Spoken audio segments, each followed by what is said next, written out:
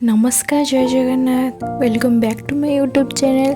तो चलतु आज प्रस्तुत करवा परफेक्ट चकुली पिठा।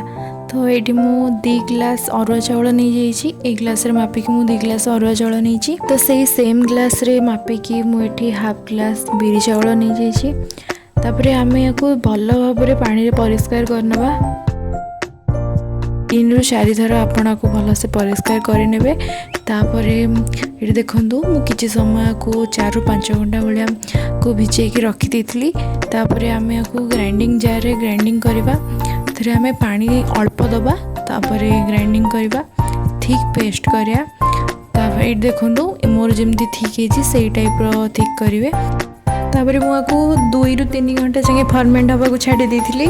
तापर जितेबाला आप पिठा करेंगे से अल्प टे लुण आगे पानी देकी पिठा करेंगे। देखो केते परफेक्ट चकुली पिठा होची।